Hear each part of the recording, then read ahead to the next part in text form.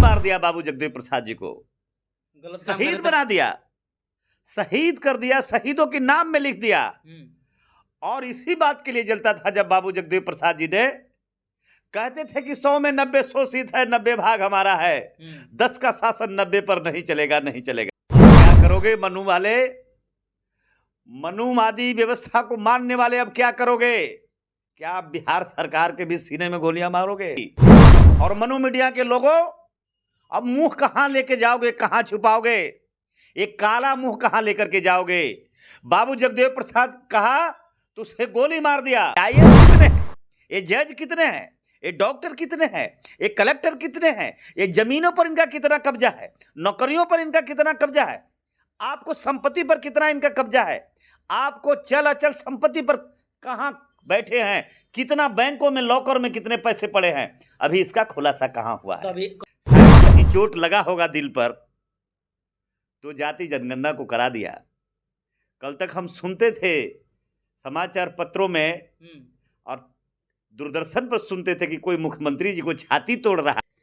बिहार में जब से जातीय जनगणना हुआ है तब से पूरे भारत में राजनीति जगत में भूचाल आ गया है। सामाजिक पक्षधरों का कहना है कि जातीय जनगणना जो बिहार में हुआ है वो मोदी सरकार के ताबूत में आखिरी कील ठोकने का काम करेगा। इसी मसले पर बात करेंगे। मेरे साथ बात करने के लिए सामाजिक कार्यकर्ता, सोशल एक्टिविस्ट राजेंद्र यादव जी हैं। इनका राय जानते हैं कि जातीय जनगणना पर आखिर इनका राय क्या है। सर, कुछ लोग कह रहे हैं कि जातीय जनगणना मोदी के ताबूत में ये आखिरी कील ठोकेगा, क्या यह सही है या गलत है? आप सबसे पहले इसका सपोर्ट करते हैं कि विरोध करते हैं? बड़े लंबे अरसे से इसका इंतजार था। आपको बहुत बहुत धन्यवाद देना चाहता हूं और आपके पूरे समाचार माध्यम परिवार को और सारे श्रोताओं को जो आपके चैनल को देखते हैं, सबको सप्रेम जय भीम, नमो बुद्धाय। और आज मेरा मन कह रहा है कि आपको राम राम भी कह दूं। जय भीम कहने वाला आप राम राम कहिएगा? ये बताइए, इंसल्ट कीजिएगा। अच्छा बताइए, राम राम मैं कह रहा हूँ, सही बात है कि मैं आपके चैनल पर आज पहली बार ये राम राम मैं कह रहा हूँ। हमारे सारे व्यूअर भड़क जाएंगे सर राम राम कहिएगा तो। देखिए, आपके व्यूअर को बहुत मजा आ रहा होगा। काहे मजा आएगा? वो जहाँ भी सुन रहे होंगे, लोग सुनते होंगे तो उनको बड़ा मजा आता होगा कि आज जो कल तक बहुत बड़ी जो पुलिंदा लेकर घूमता था मनु मीडिया, अब पूरे देश में सुप्रीम कोर्ट में भी ताकत लगाया कि रोको, जाति जनगणना को रोको, कहीं पर्दे के पीछे का पर्दा न हट जाए, सच्चाई लोगों को मालूम न पड़ जाए। लेकिन मैं बधाई देना चाहता हूं माननीय मुख्यमंत्री नीतीश कुमार जी को। उनको भी मैं राम राम करना चाहूंगा क्योंकि अधूरा है, अभी तक पूरा नहीं हो पाया मुख्यमंत्री जी। शायद कहीं चोट लगा होगा दिल पर तो जाति जनगणना को करा दिया। कल तक हम सुनते थे समाचार पत्रों में और दूरदर्शन पर सुनते थे कि कोई मुख्यमंत्री जी को छाती तोड़ रहा है, तो कोई न जाने क्या क्या उनके ऊपर टिप्पणियां करता था। बड़ा अफसोस होता है। लेकिन आज मुख्यमंत्री जी ने हिम्मत किया, जो हौसला बिहार के 13.5 करोड़ लोगों को देने का काम किया। बहुजन समाज संविधान का, बाबा साहब का संविधान का सबसे बड़ी जीत है। और सबसे बड़ी जीत की बात एक और मैं कहना चाहूंगा, गोली मार दिया बाबू जगदेव प्रसाद जी को, शहीद बना दिया, शहीद कर दिया, शहीदों के नाम में लिख दिया।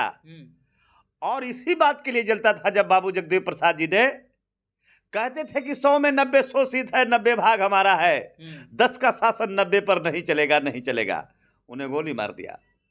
अब क्या करोगे मनु वाले, मनुवादी व्यवस्था को मानने वाले, अब क्या करोगे? क्या आप बिहार सरकार के भी सीने में गोलियां मारोगे? अरे लालू यादव को तो जो किया किससे छुपा हुआ नहीं है। इस क्रांति को खासकर बिहार में नहीं पूरे भारत में जिस तरीके से आगे ले गए हैं, सामाजिक न्याय की ताकत जो बढ़ाए हैं। आपको पता होगा जब 90 में माननीय श्री लालू प्रसाद जी जब मुख्यमंत्री बने थे तो उनको चेहरा पर देख के कई जगहों पर दूरदर्शन में भी गोली मार दिया गया था। आज बाबू जगदेव प्रसाद का वो दिन मुझे याद आ रहा है जो उन्होंने कहा था गरीबों के लिए, पिछड़ों के लिए, अकलितों के लिए, कमजोर लोगों के लिए, जिनकी जितना संख्या भारी उनको उतना भागीदारी। और मनु मीडिया के लोगों, अब मुंह कहां लेके जाओगे, कहां छुपाओगे, एक काला मुंह कहां लेकर के जाओगे। बाबू जगदेव प्रसाद कहा तो उसे गोली मार दिया। आज बिहार की सरकार ने हिम्मत करके जातीय जनगणना का रिपोर्ट लागू कर दिया, लेकिन ये झांकी है। जातीय जनगणना की रिपोर्ट जो सार्वजनिक किया गया है झांकी है, आगे की लड़ाई अभी बाकी है। अब हम देश के अपने समाज को खासकर बिहार मॉडल बनाना चाहते हैं।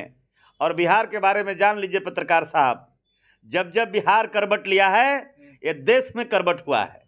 बिहार से ही रथ रोका गया था आडवाणी जी का, और बिहार में ही तानाशाही और हिटलरशाही का जवाब जो 1974 में जयप्रकाश नारायण के नेतृत्व में दिया गया था।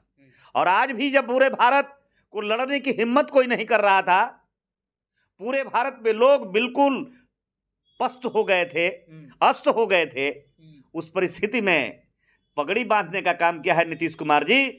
बिहार मॉडल शुरू हो गया है जातीय जनगणना के बाद।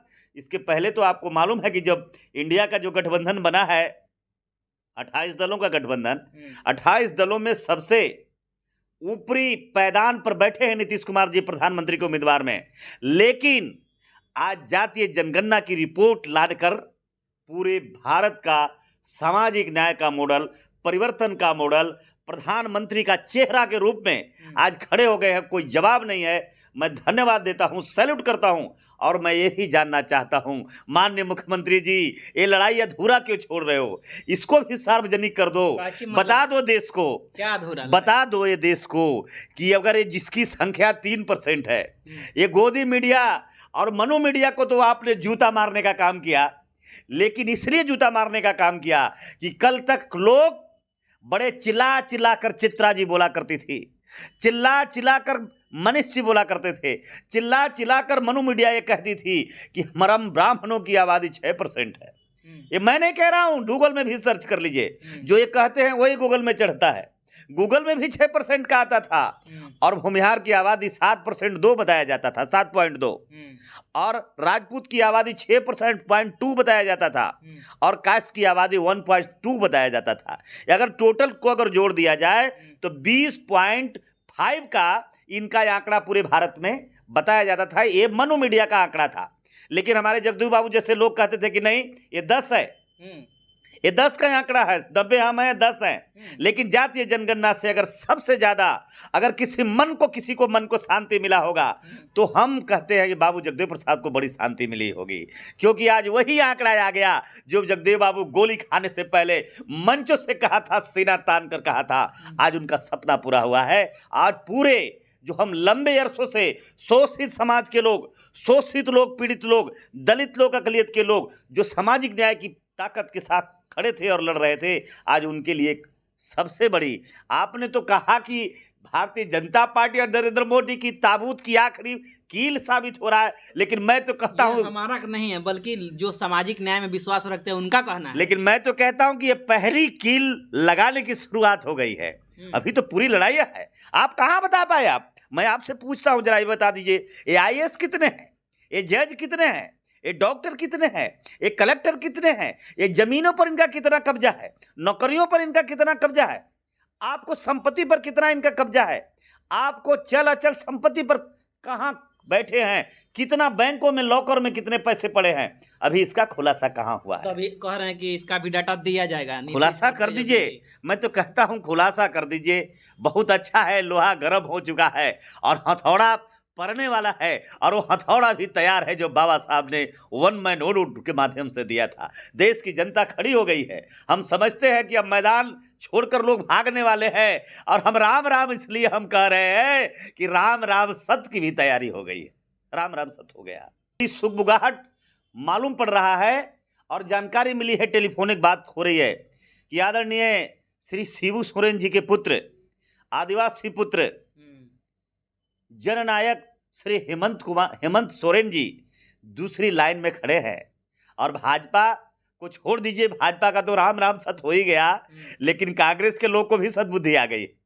अब कांग्रेस राज्यों शासित राज्यों में भी जनगणना की सुगबुगाहट शुरू हो गई है। आप लोग तो ये थे हमारे साथ सामाजिक कार्यकर्ता और सामाजिक कार्यकर्ता राजेंद्र यादव जी, जिनका कहना है कि बिहार रोल मॉडल पेश कर दिया है, बिल्ली के गले में घंटी बांध दिया है, और इसी को देखते हुए सारे देश में राज्य जो है वो जातीय जनगणना कराने के लिए सुगबुगाहट उनके कानों में पड़ गई है।